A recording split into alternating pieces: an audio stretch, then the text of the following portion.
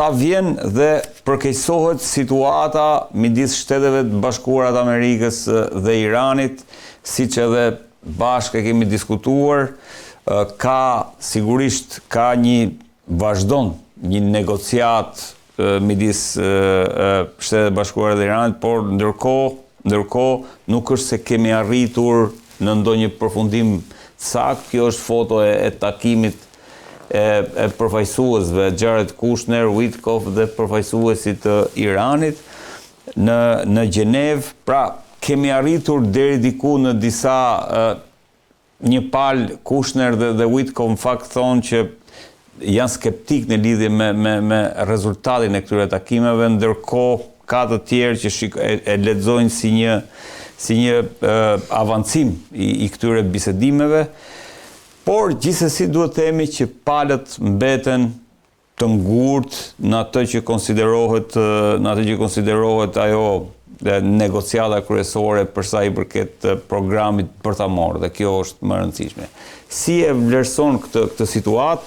Kujtojmë për ata që po na dëgjojnë që po i vjen dhe fundi atij ultimatumit dhe deadline-it që Donald Trump ka vendosur për Iranin. Po, situata duket pak e çuditshme pasi nuk ka ndonjë vendim a priori të Shtetet Bashkuara të Amerikës për ta sulmuar Iranin. Mbetemi vetëm në kuadrin e disa kërcënimeve të cilat në terren po mbështeten nga një forcë e madhe aeronavale, ndërkohë që në planin ligjërimor i mbeten në kuadrin e kërcënimeve, por pa treguar sakt se çfarë do të mund të ndodhi ose si mund të aplikohet ky kërcënim. Edhe për shkak se nuk ka data me të vërtet qëndron ky ultimatumi amerikan, por ne nuk e dim cilat do të jenë pasojat. Vite përpara në sulmet që kanë ndodhur, për shembull fjala vjen në Afganistan apo në Irak, kemi pasur atë që quhet një ngritje kapaciteteve përreth territoreve që do të sulmoheshin. Pak a shumë ka qenë e qartë që diçka do të ndodhte dhe aso kohë do të ishte vetëm çështje kohe para se të ndodhte sulmi, kurse sot ne nuk e kemi akoma të qartë nëse do të ndodhë një sulm. Nëse ky sulmi do të ketë të njëjtat parametra siç pati sulmi i mëparshëm i Shtetit Bashkuar të Amerikës ndaj Iranit, apo do të jetë edhe më i madh. Në këto kushte pasigurie negociatat mes Iranit dhe Shtetit Bashkuar të Amerikës janë në negociata paksa personale. Kemi të dërguarin Witkoff, kemi zotin Kushner që është më tepër delegat i familjes se sa në një përfaqësues real i administratës amerikane. Shpeshherë raporti me Iranin duket sikur është një sipërmarrje gati personale e Trumpit më tepër se sa një lloj qëndrimi i suportuar nga opinioni publik. Më përpara të gjitha sulmet që janë kryer ose të gjitha veprimet që janë ndërmarrë nga Shtetet Bashkuara të Amerikës kundër palëve të treta, le të themi, janë ndërtuar në bazën e asaj që quhet formimi i opinion apo influencimi i opinionit publik amerikan. Ka gjithmonë, të paktën që nga vitet 90 e tutje, gjithmonë ka pas një mbështetje të opinionit publik për sa i përket ndonjë sulmi apo sipërmarrje të mundshme ushtarake në një vend të tretë. Ndërkohë që për momentin gjërat janë sfazuara, opinioni publik amerikan nuk është aq pro ose shef me ftohtësi një sulm ndaj Iranit, nuk është se ka ndonjë, në rast se do të zhvillohet, ka ndonjë benefit të madh nga pikpamja e brendshme, sepse gjithmonë ndërhyrjet janë parë edhe si që të kenë benefite nga pikpamja e politikës së brendshme. Dhe kështu prandaj situata mbetet pak a shumë e amullt dhe e paqartë. Në fund të ditës ajo që së thelbi i problemeve amerikano-iraniane, nëse mund t'i quajmë kështu, është programi bërthamor. Unë nuk jam i sigurt. Vetëm të rrim pak këtu, te programi bërthamor. Regjia, duhet kem aty një foto ku pak a shumë ilustron, se mund t'i bënim edhe me video, një foto të deklaratave të Netanyahut vit pas viti. Besoj që duhet jetë aty dhe ajo çka vrehet dhe nëse bëhet gati shpejt Klejt është me që ti ndalove tek programi bërthamor, shikojmë pak. Kemi që në 95-ën Benjamin Netanyahu, që në atë kohë ka qenë kryetari i opozitës, Irani do të jetë i aftë për ta bërë vetëm bombën bërthamore. Këtu jemi në 95-ën. Tu jemi në 2006-ën, është e njëjta gjë. Irani po bën gati për të prodhuar 25 bomba bërthamore në 2006-ën. Këtu jemi tek 2012, they are very close, janë shumë afër. Këtu jemi në 2015-ën, është gati për një arsenal të tërë të bombave nukleare. Në 2018 kemi të njëjtën deklaratë, if they wanted to do it, nëse duan ta bëjnë, ata kanë mundësi ta bëjnë, pavarësisht se debati është për këtë, dhe ja ku jemi në 2025-ën, it could be within a few months, mund të jetë brenda disa muajve. Pra, prej 95-ës, kur Netanyahu në atë kohë ishte lider opozite, e deri tani ky ka qenë argumenti kryesor që është përdorur. Shumë është e vetë kuptueshme, fjala vjen pasi nga vendet që kanë pasur dëshirë në zonë ose kanë tentuar të ndërtojnë kapacitete bërthamore, që ka qenë Iraku, i cili është sulmuar më duket para viteve 90, janë shkatruar mundësitë për të avancuar në programin bërthamor. Ka qenë deri diku Libia aso kohë, po prap një vend i vogël pa shumë fuqi, pavarësisht të kapacitete financiare për të pasur një program të tillë. I vetmi vend, kështu që i hequr këto aktorët rajonal armiq të Izraelit, i vetmi vend i cili ka popullsinë, resurset ekonomike, ose mundet ta vërë veten në pozitën për të zhvilluar një arsenal bërthamor, mbetet Irani, pavarësisht nëse Irani e ka apo jo mundësinë. Tashti, në momentin që ti kërkon të ndërtosh një program civil bërthamor, shumë legjitim, ky është preludi për që ti mund të kesh nesër pas nesër kapacitetet për ta ndërtuar një armë bërthamore. Dhe në këtë kuptim, mënyra se si e percepton veten Izraeli në atë zonë është kjo, që mund të jetë i vetmi vend i cili mund të posedojë armë bërthamore dhe i vetmi vend i cili e mendon armën bërthamore si mbrojtjen finale të ekzistencës së tij. Pra, doktrina izraeliane përdorimit të armëve bërthamore, Izraeli nuk pretendon që nuk ka bombë bërthamore, megjithëse mendohet që ekzistojnë disa të dhëna ose ka të dhëna që e posedon kapacitete raketore lëshimi të bombës bërthamore. Izraeli percepton armën bërthamore si armë finale të mbijetesës. Në momentin që Izraeli mund të vihet, siç u vu në pozitat vitit 73, ku ju rrezikua ekzistenca gjatë luftës së Yom Kipurit, atëherë mund ta përdori. Ndërkohë pse i mohohet Iranit kjo e drejtë, Klejt? Iranit i mohohet. Çfarë do lloj vendi i cili kërkon sot që të ndërtojë një program bërthamor ushtarak, kjo e drejtë do t'i mohohet në terma dhe në mënyra të ndryshme. Problemi me Iranin është ky, që e vetmi arsye që mund të ketë Irani për të pasur një armë bërthamore mund të jetë goditja e Izraelit. Në terma në cilat mund të sigurohet shkatrimi i ndërsjellët, vetëm Irani me Izraelin mund ta bëjnë, ose më saktë në rast se një vend, një fuqi rajonale posedon një bombë bërthamore, mundësia që të mund ta shkatrojë thuajse totalisht shtetin e Izraelit është shumë e madhe.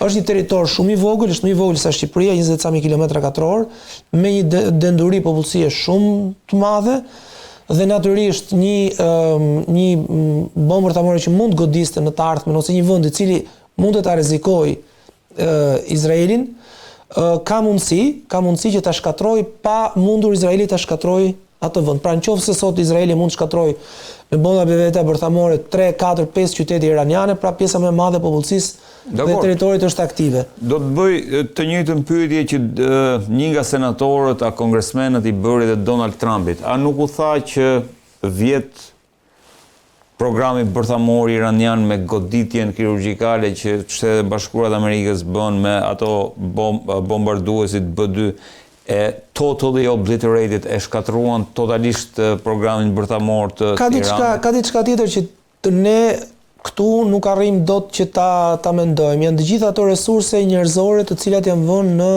dispozicion, pra mund të ekzistojë kapaciteti teknik për ta ndërtuar programin bërthamor, por janë edhe resurset njerëzore. Resurset njerëzore ti o do presësh, o do ta ndërpresësh fare formimin në fizik apo në inxhinieri bërthamore nëpër universitetet tua, pra që të mos ta rigjenerosh kapacitetin human që ke, dhe dal nga dal ta vjetrosh dhe ta shkatrosh edhe atë kapacitet njerëzor që ke, për shkak të moshës, për shkak të pamundësisë së kërkimit shkencore kështu me radhë. Kjo është faza finale, të cilën edhe ti në rast se shkatron kapacitetet teknike, kjo do të mbetet. Akoma sot e kësaj dite fjala vjen për një vend si puna e Italisë, ka heq dorë nga programi bërthamor, ekziston inxhinieria bërthamore, pavarësisht se sot mund ta frekuentojnë shumë pak student. Pra një vend nuk ka vetëm kapacitetin teknik, hardware-in, por ka edhe pjesën, aspektet e kapacitetit njerëzor. Dhe në rast se ti shkatron mundësinë që ta rivendosësh këtë, nëse të bëj një paralelizëm, Iraku tentoi të mundsonte një program bërthamor civil me ndihmën e Francës së kohë, kurse sot Irani ka të gjitha mundësitë që ta ndërtojë vetë, është autonom nga kjo pikpamje. Është autonom në kuptimin e ndërtimit të programit bërthamor civil, i cili pastaj mund të skalojë në një program ushtarak. Kapacitet balistike i ka, kështu që pse të mos themi që fjala vjen Korea e Veriut mund ta pajisë Iranin me një bombë bërthamore, Pakistani, apo Rusia, apo Kina.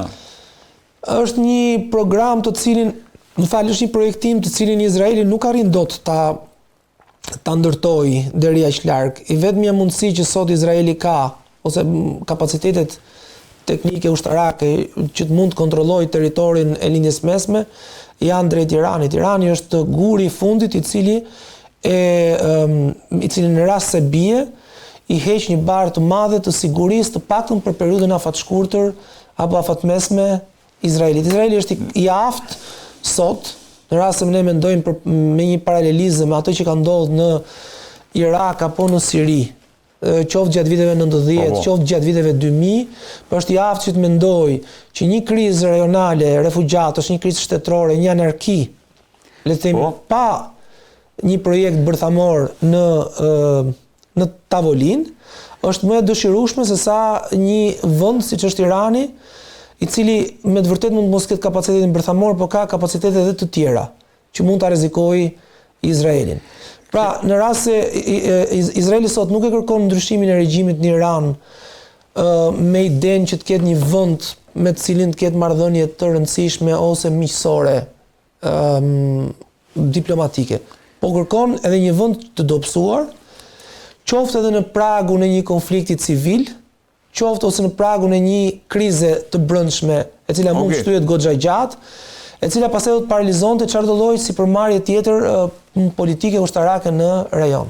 Kret, pse Irani dhe ato fotot që unë solla që lidhen me deklaratat e një pas njëshme të Netanyahu, pse Irani në kuptimin gjeopolitik, pra nëse prej 95-s ka qenë shumë afër dhe në 2006 mund të bënte 25 bomba, pse ky nxitim, çfarë rëndësie gjeostrategjike ka sot Irani në këtë hartën e re të interesave globale dhe në këtë rendin e ri që thuhet që po projektohet. Problemi iranian është i vjetër sa vetë regjimi, ose më saktë nuk kemi të aftë sot të parashikojmë se nëse s'do kishte qenë regjimi ajatollave, pra nuk do kishte ardhur në pushtet me revolucionin e vitit 80,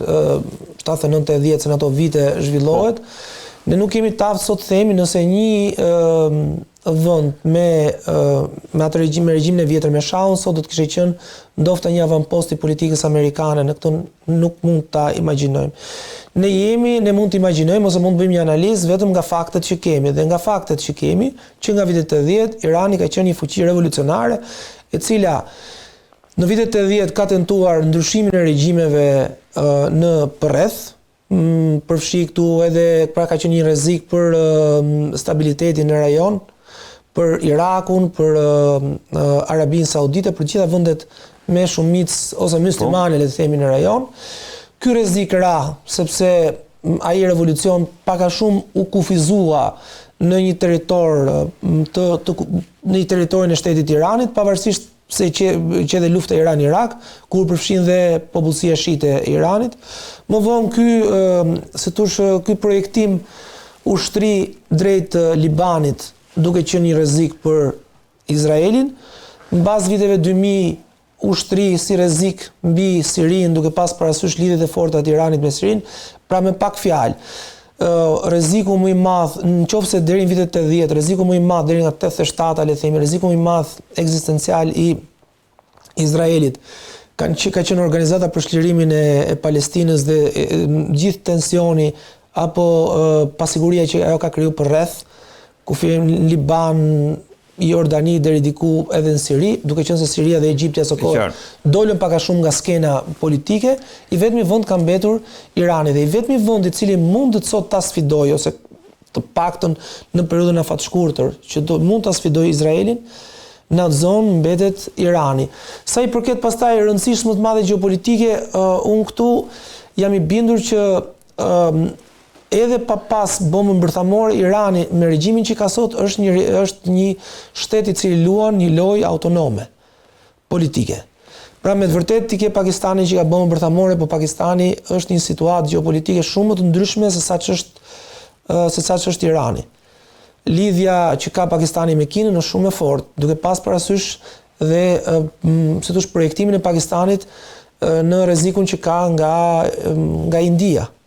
Pra Pakistani, pavarësisht se ka bombë bërthamore, po ta marrë si analogji, një vend musliman që ka bombë bërthamore, është një vend i cili është i kufizuar nga pozita e vet dhe nga raporti që ka me Indin, konkurrencën që ka me Indin.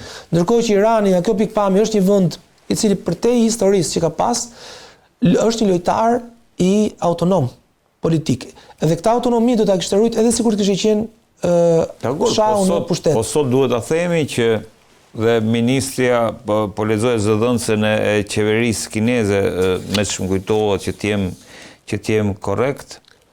Po, zëdhënësja, Mao Ning, ka thënë që Irani ka mbështetjen tonë të plot në mbrojtjen e të drejtës e sovranitetit e drejtës e... Për mua, projektime më realist në rastin edhe të reduktimit në hiç gjë të programit bërthamor, projektime më realist për Iranin dhe në një kuadër në një krize të regjimit, është kthimi i Iranit në një shtet klient të Kinës. Të Kinës. Kjo është. Shtet klient apo proxy? Jo proxy, klient. Të interesave kineze. Kina është një fuqi e cila operon mbi bazën e një logjike që është shumë e ndryshme nga ajo e Shteteve Bashkuara të Amerikës. Diku nga vitet 2000 pata lexuar një artikull të një studiusi koreano-jugor, i cili merrte për analogji në mënyrën se si operonte Kina perandorake në raport me fqinjët dhe me zonën e vet influencës, ku ushtronte një lloj pushteti kulturor mbi atë Azinë juglindore, le të themi, duke pasur vetëm një lloj raporti, jo suzereniteti, jo kontrolli mbi territorin, po thjesht një raport njohje të autoritetit perandorisë kineze. Në gjithë gjë do të bëjë dhe Kina sot, nëpërmjet instrumentave ekonomik. Nuk është tamam soft power, por është njohje e peshës ekonomike dhe politike që ka Kina, duke ruajtur autonominë kulturore edhe ekonomike që ka një vend. Dhe në këto kushte, se tush instrumentat që mund të përdori Kina për ta kthyer Iranin në një shtet deri diku klient, janë relativisht mëdha, dhe këto skema po funksionojnë edhe me vende të tjera. Mos harrojmë për shkakun që Kina po zëvendëson Rusin si furnizuese e madhe e armëve në shumë vende. Dhe armëve të lehta, apo armëve të sofistikuara, për shembull sistemet kundër ajrore që ne i shohim sot në Egjipt, apo në vende të tjera, apo avionit që i shohim në Rusin? Po kthehet në një lloj në një fuqi e cila edhe ofron dhe kushte më të mira, sepse Rusia është në një pozitë relativisht të vështirë për momentin që flasim, por edhe ka dhe kapacitetin edhe fuqinë financiare për të financuar projekte infrastrukturore të mëdha në Afrikë, edhe në Azi, po kryesisht në Afrikë. Dhe Irani ka gjasa që të kthehet në një fuqi, le të themi, jo proxy, se besoj për proxy, por në një shtet klient të natyrisht Kina mund ta reaktivizojë. Do t'i kthehemi prapë Kinës, Kled, po më bën përshtypje gjatë kësaj periudhe ka një debat në Shtetet e Bashkuara të Amerikës dhe po dëgjoja Tucker Carlson, i cili thotë që ky është momenti i fundit, shansi i fundit i Izraelit për të tërhequr Shtetet e Bashkuara të Amerikës në një luftë, sepse, dhe kjo është rëndësishme, brezat e arshëm të Amerikanëve po e abandonojnë, po largohen nga Izraeli. Sa e mundur mund të jetë kjo? Ndërkohë, thjesht për që më pas të diskutojmë, ka padur një deklaratë Netanyahu së fundmi, i cili thotë, e vërteta është që Izraeli jo vetëm që nuk është një burden, nuk është një ngarkesë për Amerikën, por Izraeli është një aset strategjik për të. I marim me radhë, marim Tucker Carlson, Tucker Carlson ka një farë të drejtë, brezat e ardhshëm mund të largohen. Ka ndodhur një lloj shifti, një lloj spostimi kulturor brenda gjeneratave të reja amerikane, i cili nuk ka impakt thjesht edhe vetëm për sa i përket rolit dhe peshës që ka Izraeli në opinionin publik amerikan, por është kthyer në një debat ideologjik të fortë brenda dy kampeve amerikane, pra kampit konservator dhe kampit liberal. Është kthyer gati në një temë, mund ta them, në kuadrin e një lloj konflikti civil brenda Shteteve Bashkuara të Amerikës. Konflikt jo civil në kuptimin e luftës, por konflikt civil në kuptimin e identitetit politik. Pra është kthyer në një identity politics. Pra nëse para 10-15 vjetësh debati ka qenë mes në çështje si aborti, feminizmi, konservatorizmi etj. Sot çështja palestineze apo pozita e Izraelit po e zëvendëson pak a shumë atë devizën asaj që quhet kultura wokiste në Shtetet Bashkuara të Amerikës. Pra po spostojmë, po dalim nga çështjet e identitetit racor, nga çështjet e identitetit seksual, që ishin përpara Trump, nga çështjet e abortit, po vim drejt një përballje pak a shumë, pra një debat pro Palestinë, në kuptimin që Palestina merr identitetin e një shenjusit madh kulturor, tashmë nuk ka të bëjë as fare me Palestinën, po ka të bëjë me identitetin e një pjese të madhe të shoqërisë, të konsiderueshme të shoqërisë amerikane. Madami nuk u zgjodh kryetar bashkie në New York thjesht dhe vetëm për shkak të programit të majt, por edhe për shkak të këtij shifti kulturor që po ndodh në Shtetet e Bashkuara të Amerikës. Kështu Tucker Carlson ka një farë të drejtë, megjithatë unë mendoj që jemi akoma larg kur një pjesë e mirë e demokratëve, të cilët do duhen ta mbajnë mbi shpatulla këtë lloj devize identitare, është afta të çojë përpara pa krijuar çarje të forta edhe brenda kampit liberal. Pra për momentin në kuptimin identitar do mbetet një pjesë e si thosh politikës aktive të shoqërisë civile në Shtetet e Bashkuara të Amerikës, me pikpamje elektorale është e vështirë që të gjej të reflektohet, dhe pastaj nga pikpamja elektorale që të përkthehet në politikë të jashtme është pak e vështirë. Për momentin kjo është panorama. Pastaj pjesa tjetër e Netanyahu është një aset strategjik, jo vetëm që s'është ngarkesë, por është aset strategjik për Amerikën. Në shkuptim është. Izraeli ka qenë deri diku autosuficient si fuqi deri në vitin 73. Viti 73 tregoi limitet e fuqisë izraeliane, pavarësisht se fitoi luftën e Yom Kippurit.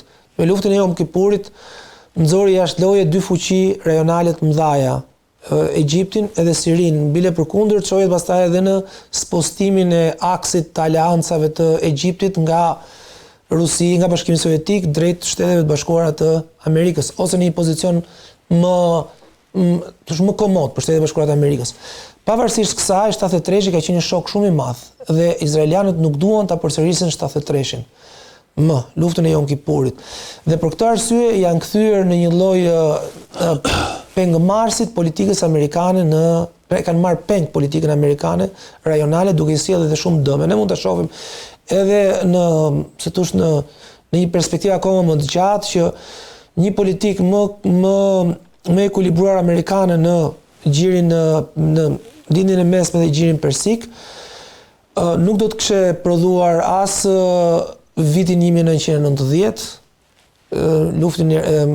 pushtimin e Kuvajtit, sulmin ndaj Irakut, nuk do kishte prodhuar as radikalizmin islamik, as pushtimin e Afganistanit, as pushtimin e dytë të Irakut dhe këtë lloj animoziteti që ka për Shtetet e Bashkuara të Amerikës në zonën e gjirit persik edhe në lindjen e mesme.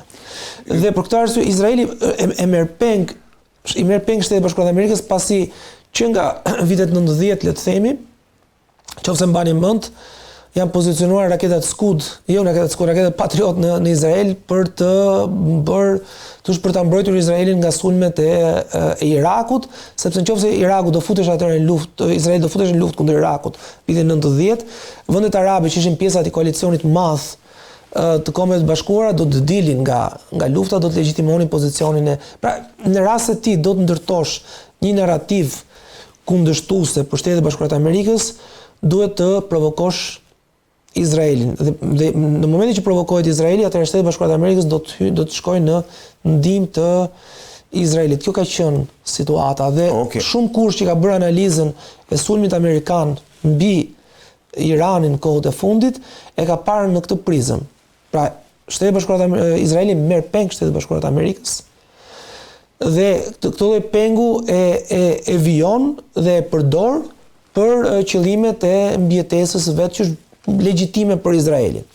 Legjitime, por që sipas Netanyahu janë edhe interes strategjik i Shtetet e Bashkuara të Amerikës, ekzistenca e Izraelit. Ekzistenca e Izraelit është kthyer në interes të Shtetet e Bashkuara të Amerikës pasi në momentin që Izraeli e sheh veten të kërcënuar me ekzistencë, pasi problemet që ka Izraeli në rajon nuk kanë lidhje thjesht me prezencën, kanë lidhje me idenë e madhe që ekziston akoma dhe sot në botën më të gjerë arabe që shteti i Izraelit në fund të ditës është një impiant alien brenda lindjes mesme. Qoftë neokolonial, qoftë një avampost i perëndimit, qoftë një vim i kryqëzatave, mund ta quash çfarë të duash. Po mbetet një element alien. Edhe pse edhe pse teorikisht nga pikpamja kulturore Izraeli dhe vendet arabe ndajnë shumë ngjashmëri me njëri tjetrin, që nuk kanë eksploruar ndonjëherë. Pra një lloj paqe e brendshme e bashkëekzistencës së Izraelit do të ishte e rëndësishme, pastaj është problemi tjetër i brendshëm i Izraelit. Mënyra se Izraeli qaset territorit. Dhe ky është problemi i madh. Pra ideja e një shteti që është në ekspansion demografik shumë të fortë, është një nga vendet me rritjet më të mëdha demografike në rajon, rivalizon me plot me gjithë potencën e vetë gjitha vendet e tjera, pavarësisht se nga pikpamja demografike është mbetet një vend i vogël. Pra, si do të operojë Izraeli në raport me elementet e demografisë? Me atë boom demografik do të ketë nevojë akoma për territor, ku do ta marrë territorin? Do të eliminojë bregun perëndimor të lumit Jordan, do të eliminojë Gazën, do të shtrihet përtej, edhe kjo mbetet një inkonjeta shumë të mëdha. Ndërkohë do doja shumë, nuk e di sa kohë kemi, por kalojmë tek si e mendon aktualisht ti bëjmë një rezume luftës Rusi-Ukrainë, sepse ka mbushur 4 vjet. Si e vlerëson nga pikpamja e arritjes objektivave, qoftë nga ana e Rusisë, por qoftë edhe nga objektivat ukrainase për t'i rezistuar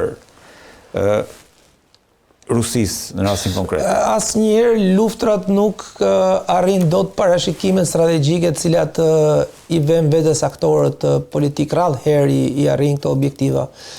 Dhe është një nga luftrat e cila e ka devijuar ose e ka dështuar, pa flas nga ana e Rusisë, të gjitha ose nuk ka pasur një vizion të qartë strategjik. Fillimisht ishte ndryshimi i regjimit, pastaj inkorporimi i territoreve, inkorporimi të gjithë ndarja e Ukrainës, tashti është inkorporimi vetëm 4 oblasteve, pak a shumë, kështu që për Rusinë është një moçal në cilin ka ngelur dhe nga i cili nuk di edhe nuk mundet të dalë dot.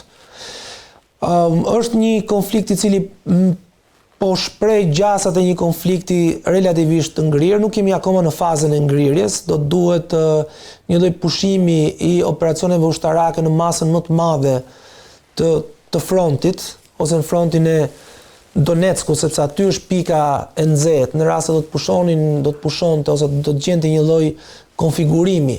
Ai do mbeteshe në një konflikt pak a shumë i ngrirë. Për momentin nuk ka gjasa as të brendshme nga ana e Ukrainës për ta lënë konfliktin këtu ku është, as të brendshme nga ana e Rusisë për ta lënë konfliktin këtu ku është. Përkundrazi, hipotezat më të mira shkojnë nga vdekja e Putinit për shkaqe natyrore, eliminimi i brendshëm, por edhe pse parashikohen si ngjarje për shkak të moshës ose për shkak edhe të pakënaqësisë që mund të ketë brenda klasës elitës ruse. Elita ruse kështu ka funksionuar gjithmonë. Nuk ka pas ndonjëherë përmbysje regjimesh me revolucione popullore, të paktën që nga vitet 90 e tutje. Është thjesht zëvendësim elitash apo konflikte të brendshme mes elitave. Edhe në rastin se mund të zëvendësohesh Putinin në një të ardhmë të afërt, qoftë për shkaqe natyrore, qoftë edhe për shkaqe të brendshme, konflikti mendohet që të mund të vazhdojë. Elita ruse është kapur në një kurth nga i cili nuk del dot dhe për cilin mundon dhe ushqen me propagandë jo vetëm anti-europiane, anti-perëndimore, më tepër se sa anti-ukrainase në momentin që flasim. Unë nuk shoh ndonjë zgjidhje imediate. Përtej faktit që në momentin që flasim, Rusia është edhe në një pozitë jo fort të këndshme politike, sepse ka humb relativisht shumë territor që nga fillimi i vitit e deri tash për këto 2 muaj, për shkak edhe problemeve që ka pas me Starlinkun etj, por janë dhe territore që janë humbur, janë pak në kuptimin e fitoreve të Ukrainës, por janë pak edhe në kuptimin e humbjes së territoreve nga ana e Rusisë. Nuk kanë rezerva strategjike të dyja vendet që të operojnë me një ofensivë ushtarake decizive. Ukraina jo, pas Rusia nuk i ka ose nuk do t'i impenjoj. Rusia thjesht po pret që Ukraina të ezaurojë gjitha rezervat e veta dhe po tenton lojën e sabotimit të brendshëm brenda Evropës, qoftë në rrafshin politik, qoftë edhe në rrafshin politik, dhe po qoftë edhe në rrafshin e problemeve që mund t'i shkaktojë. Për shembull, ka disa vite që shërbimet sekrete ruse brenda Evropës operojnë me shkatrime të infrastrukturave, gjërat pa në një farë zjarre etj, por pa në një farë peshe shumë të madhe, por që rreziku gjithmonë ekziston. Ndërkohë, Dmitri Peskov ka deklaruar se shërbimet inteligjente ruse kanë informacione se Britania dhe Franca kanë në plan t'i kalojnë Ukrainës një bombën bërthamore. Nuk e di sa ke dëgjuar dhe kjo me qëllim, thot ai dhe po citoj atë, është për të shkatëruar, le të themi, pak a shumë negociatat për cilat në Gjenev thuhet se kanë arritur një lloj avancimi. Është një gënjeshtër dhe mashtrim i madh, cilët as rusët vetë nuk e besojnë, por duhet të ndërtohet një narrativ e përgjithshme në Rusi, që Rusia po lufton me gjithë perëndimin dhe Ukraina nuk është gjë tjetër vetë se një instrument, një farë, po ta marrim në termat e luftës ftohtë, një farë Izraeli i vogël në atë territor që i përket historikisht Rusisë, paktën nga pikpamja kulturore. Kjo po luhet si... Kjo është loja që po luhet. Nuk ka asnjë mundësi që vendet perëndimore të transferojnë Ukrainës bombën bërthamore. Mund ta kishin bërë këtë në momentin dhe nëse do ta kishin bërë, atëherë rreziku do ishte evituar në vitin kur u aneksua Krimea. Pra kur u aneksua Krimea, trade-offi mund të ishte ky, siguria maksimale që mund t'japi teknologjia bërthamore, në këmbim të lënies së Krimes Rusisë, sepse atë do implikonte, dhe pamundësinë e Rusisë për ta sulmuar Ukrainën për shkak se do të mund të fillonte një konflikt bërthamor mes të dyja vendeve. Nuk e besoj, është një situatë, sepse ideja është sa mund shkoj ky konflikt në fund, sepse nëse themi që ka ngrirë këtu, do vi një moment që do kërkohet një zgjidhje. Ky është një konflikt që vijon, është mbi 12 vjeçar gati, nuk është konflikti që ka filluar tashti. Është vijim i aneksimit të Krimes dhe i krijimit të republikave separatiste të Luganskut dhe Donetskut me ndihmën e Rusisë në Ukrainë. Dhe është një konflikt që në rast se nuk ka një lloj dorëzimi të brendshëm nga ana e Rusisë, ky konflikt do të vazhdojë. Sot që flasim, në kushtet që Ukraina po mbijeton, ka treguar që kjo mbijetesë varet është edhe për shkak të kapaciteteve që ato kanë pasur. Pra Ukraina është treguar një vend i cili ka arrit sot tek kësaj dite të ketë një nga ushtrit më të avancuara dhe më të stërvitura në Evropë, ndofta më të stërvitura. Është një ushtri e cila operon me mjetet moderne që kjo luftë ka prodhuar, çdo luftë prodhon një inovacion teknologjik dhe ushtarak, dhe lufta në Ukrainë e ka treguar. Sot asnjëri nuk posedon një komponent teknologjik i cili mund ta thyej fuqinë që kanë sot dronët. Dronët sot kanë paralizuar komplet edhe mendimin strategjik se si mund ta zhvillosh ti luftën. Nuk ka sot asnjëri kapacitete për të ndërtuar një ofensiv pa marrë parasysh humbjet mëdha që mund të shkaktojnë përdorimi i dronëve. Ndërkohë po shikoja, Klede, po mundohem që ta gjej tani te Nexta e pash që gjermanët kishin një projekt për të krijuar një disa lloj insektesh që do të sfidon insekte elektronik me AI, që do të sfidonin edhe fuqinë që kanë dronët për shkak se vinë dhe futen dhe nuk perceptohen, por kjo është e ardhme, histori. E ardhme, jo, brenda vitit do ishte gati projekt, do ta kishin gati gjermanët. Natyrisht por vetëm teknologjia nuk e ndryshon luftën. Kur u shfaq për të parë tanku në luftën e parë botërore, që ishte inovacioni më i madh teknologjik i atij fund konflikti, diku në vitin 1917, le të themi, nuk është se ndryshoi shumë çka. Ajo që ndryshoi luftën ishin krizat e brendshme që u shfaqën në vende si Gjermania apo si Austria, apo dhe kriza e brendshme e Rusisë. Ajo që e sfidon sot luftën janë kapacitetet e brendshme për të ruajtur ato që quhet fronti i shtëpisë. Këtë po bën Gjermania, Klejt, Friedrich Merz, as nuk e kishte menduar, domethënë, ka bërë një vizitë shumë të rëndësishme në Kinë dhe paga shumë një vizitë që në deklaratat të cilat i lexuam më passhme të këtyre liderëve, kuptuam që po lidhet një aleancë strategjike midis Kinës edhe Gjermanisë. Shumë kush e ka parashikuar një farë riafrimi ose një lloj jo riafrimi, po afrimi mes Kinës edhe Bashkimit Evropian.